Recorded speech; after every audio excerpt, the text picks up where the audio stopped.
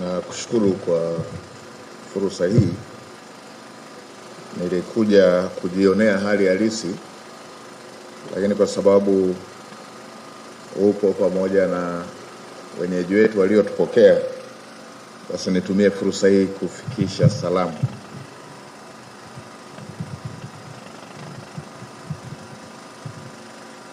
Nitambue itifaki yote kama ambavyo tulikwisha kutambulishwa, na nianze salamu kwa kuwaomba mpokee salamu kutoka kwa Mheshimiwa Rais Daktari Samia Suluhu Hassan, ambaye nilimuaga kwamba nitakuwa na ratiba hii. Anawasalimia sana.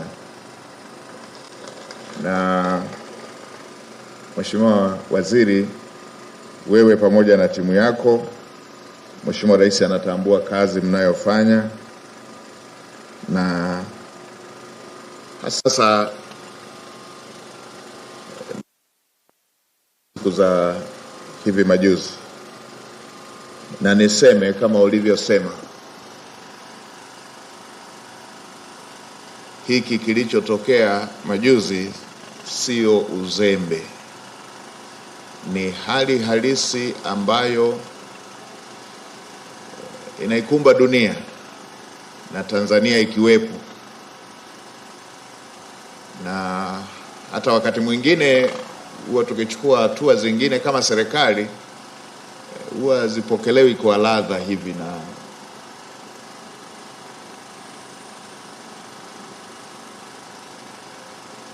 Watanzania kwa ujumla, na si kwa Tanzania tu,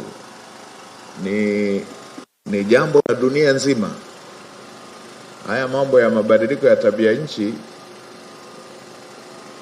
yanapoongeleka huwa hayana ladha sana, kwa sababu yanakinzana na baadhi ya shughuli zingine ambazo huwa zina ladha zaidi kwa wakati huu. Na si hapa Morogoro tu na hapa Pwani na Dar es Salaam, ni nchi nzima.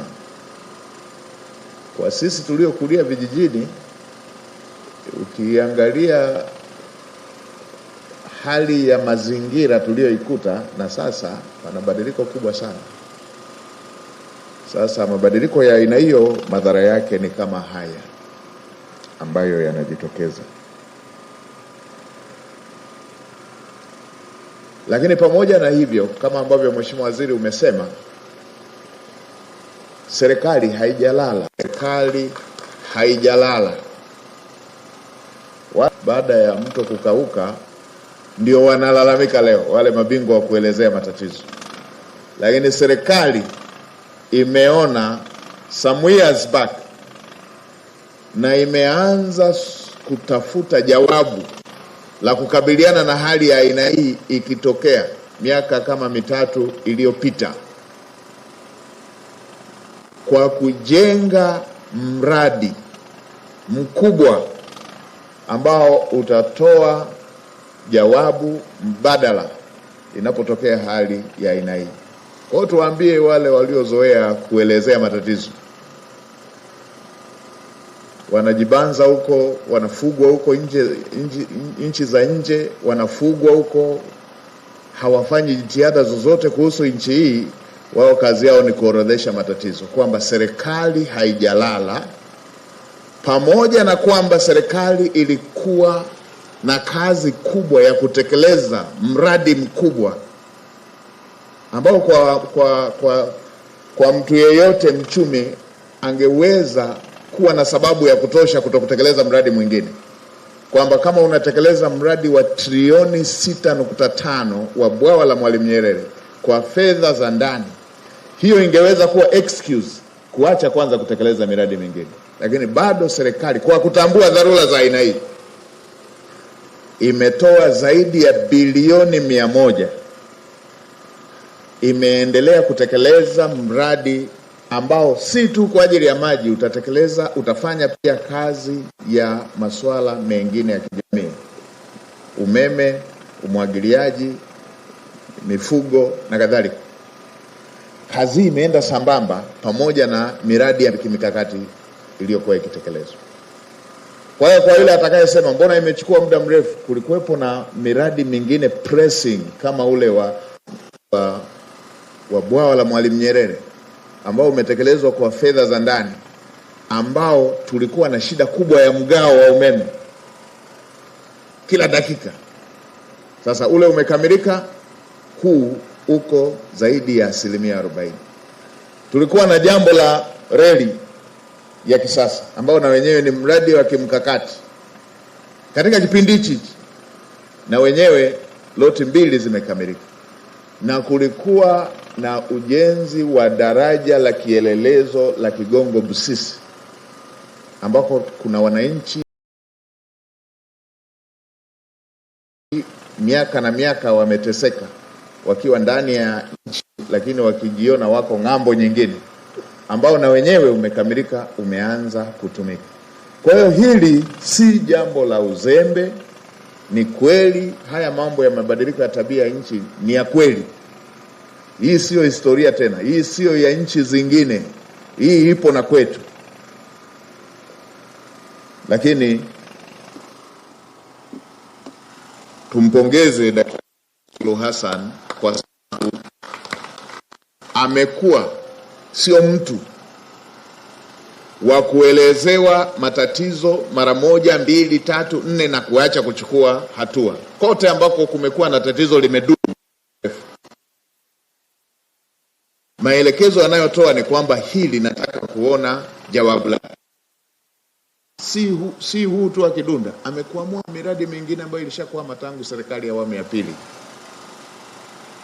Ina miaka 20. Yeye kwenye miaka 4 amekuamua mradi wa Same Mwanga, mradi wa Butiama, mradi wa Butimba, mradi wa wapi huko Simanjiro, mradi wa miji 28. Ipo mifano mingi ya aina hii, ukiwemo na huu wa Kidundo. Sasa Mheshimiwa Waziri, tutakuwa na kikao na wenzetu wa Wizara ya Fedha, kiandaliwe hicho kikao, tukubaliane kuhusu kufanya mradi huu kama ambavyo wizara mmeomba, na hivyo ndivyo rais anavyotaka iwe moja ya kipaumbele cha sasa, kuweza kuhakikisha tunaukamilisha ndani ya mpango mlivyokuwa mmepanga kuutekeleza. Na hili lichukuliwe kwa udharura huo, kwa sababu hapa si hata ukame huu, ni mvua zimechelewa tu. Tumepata taharuki hii. Hii ni mvua zimechelewa. Na mwaka uliotangulia mvua zilikuwa chini ya kiwango. Si kwamba hazikuwepo, zilikuwa chini ya kiwango. Hii inatupa somo ni namna gani kukiwa na ukame patakuwepo na shida. Kwa hiyo hili ni moja ya jambo, tufunge mkanda kama tulivyofunga kutengeneza bwawa la Mwalimu Nyerere ili tuweze kukamilisha mradi huu. Na Mheshimiwa Waziri, tutakapokuwa kwenye kikao hicho pia tupate taarifa kamili ya feasibility study, ya usanifu unaofanyika kule Mto Rufiji. Ni nani anayefanya feasibility study? Wizara ya Maji. Wameshafikia asilimia ngapi? Watakamilisha lini taarifa? Iko sawa? Iko tayari? Iko sawa mkuu. Basi tutakapokaa kikao hicho na yenyewe hiyo tupate taarifa, tujue makadirio na yenyewe ianze mara moja, kwa sababu haya maji ni uhai. Maji ni uhai. Hamna mbadala wa maji. Kuna vyakula vingine watu mnaweza mkakua usikutane nacho na ukaishi. Mimi nimekula wali mara ya kwanza nilipoenda sekondari na nilikuwepo, tuna akili ninazo. Lakini maji hayana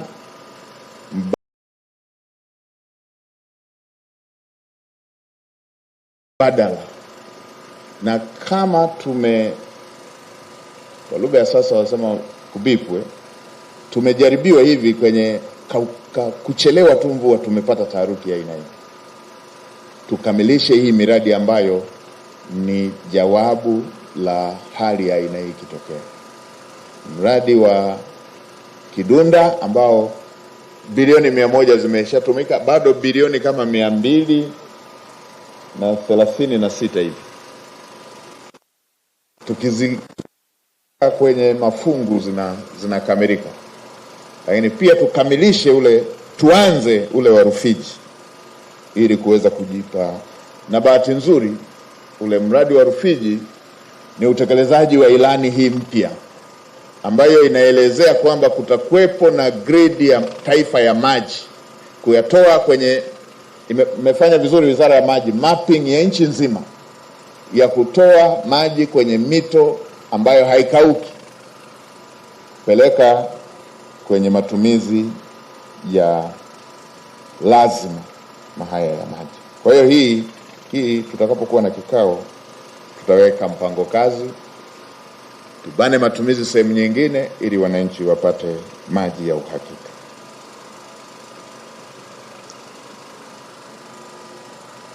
Nimejionea kazi kubwa ambayo mnafanya hapa na mmeelezea, engineer ametupitisha vizuri sana jinsi ambavyo wanafanya, na mimi nisisitize periodic maintenance ya mitambo yetu ili kuweza kudhibiti mambo ya kutu, rangi kwenye kuta zetu, pamoja na kuongeza uimara katika maeneo ambayo yanahitaji matengenezo ya mara kwa mara. Lakini mpaka sasa niwahakikishie Watanzania kwamba kazi inayofanyika hapa ni ya uhakika na ulinzi uko wa uhakika,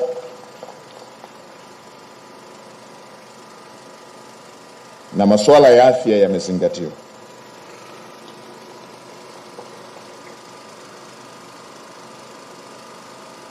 Katika kumalizia salamu, niseme tumepokea hoja zilizotolewa na Mheshimiwa mbunge pamoja na Mheshimiwa mkuu wetu wa mkoa, zikiwepo zile hoja za barabara. Tumezipokea.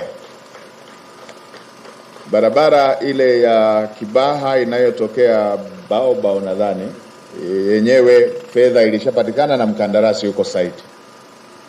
Na hii barabara ya Makofia kwenda Mlandizi imechelewa kidogo kwa sababu scope iliongezeka. Palikuwepo na badiliko la malengo. Mwanzoni ilikuwa iwekewe lami tu hiyo barabara iliyopo. Baadaye malengo yalibadilika kwamba ziwe njia 4, 2 za kwenda, 2 za kurudi. Kwa hiyo kulilazimika kuhusisha fidia upya.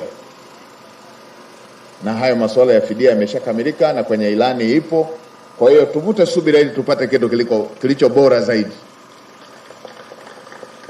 Tupate kitu kilicho bora zaidi. Na ukienda majiji makubwa, Mheshimiwa mkuu wa mkoa, barabara za aina hiyo ziko nyingi. Kwa hiyo mkishamaliza hii inayotoka Kibaha Makofia, tafuteni hata eneo lingine la kutoka baharini kuchanja kwenda hivi parallel na ile ya Kibaha mjini. Sasa hivi iko ile pakikorofisha kidogo shida. Zinatakiwa ziwepo barabara kama ile ya Kibaha, zinatakiwa ziwepo 3 zinazoelekea zote Morogoro. Iwepo moja huko mbele ya wapi huko, mbele ya Kisarawe mbele huko inaelekea Morogoro, na iwepo nyingine somewhere huko ya ukubwa huo inaelekea huko. Kwa hiyo zinatakiwa kuwa nyingi hivyo. Hii ya kuwa moja hii utaratibu wa kuwa na barabara, maeneo mengi unakuwa na barabara moja tu kubwa. Ukipita juu kwa kutumia, ukiwa kwenye ndege hivi ukaiangalia Dar es Salaam, unaona barabara zake moja tu kubwa.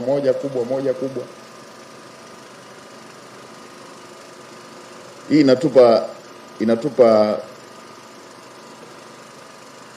inatupa ushahidi mmoja tu kwamba mainjinia na maafisa mipango walikuwa watoto wa wafugaji. Palio ni hilo la kwenda kunyweshea na la kwenda kuchunga, hilo na advance hiyo ndio inakuwa barabara. lakini barabara za kupanga zinatakiwa ziwe zimepangwa, iko pale, iko pale, iko pale. Hizi nyingi zinafuata tu palio lilipokuwepo. Kwa hiyo hii mnayopanga ninyi ni kitu kizuri sana, Mheshimiwa Mkuu wa Mkoa. Ziangaliwe na zingine zinazoenda sambamba na hizo. Kwa Mheshimiwa Mbunge, tumeipokea hiyo, na kwa kuwa ndio maandalizi ya bajeti yanaanza na ndio maandalizi ya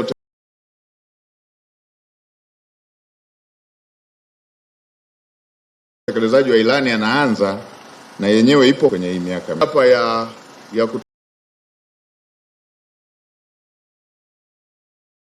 kutokea kwenye barabara kuja mpaka hapa. Hii Mheshimiwa Mkuu wa Mkoa ni saizi yako. Tutakapokaa kwenye, wewe ndio mwenyekiti wa bodi ya barabara, kwa hii waelekeze TANROADS pamoja na TARURA, kila moja kwa upande wake wachukue kile kinachohusika. Kwa kuwa ilikuwa ni kusalimia tu, nadhani makubwa ni hayo, tutayajadiliana kwenye kikao. Mheshimiwa Waziri, mimi nikupongeze kwa kazi kubwa uliyoifanya katika kipindi hicho cha heka, lakini pia na kwenye hii program kubwa ya kumsaidia Mheshimiwa Rais kwenye hili eneo la maji. Tumepiga hatua kubwa. Singekuwa hizi hatua kwa kasi ya mabadiliko ya tabia nchi,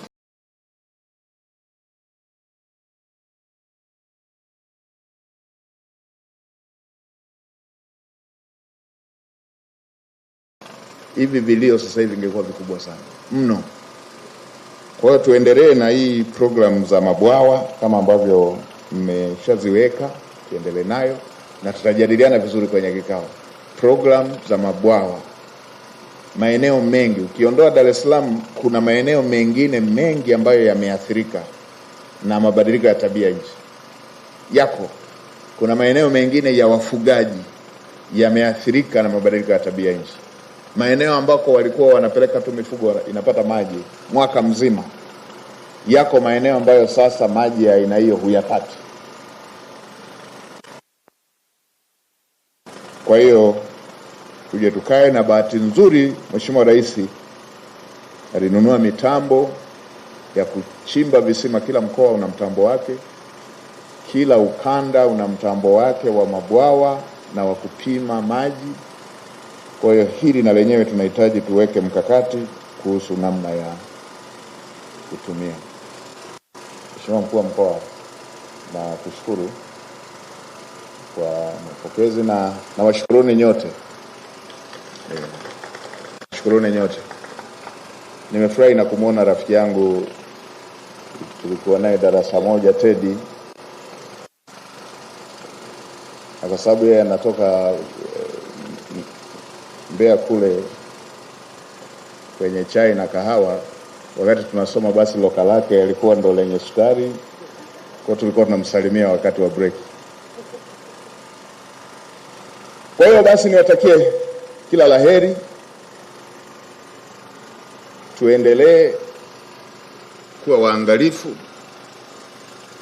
tunapoelekea sikukuu ya mwaka mpya.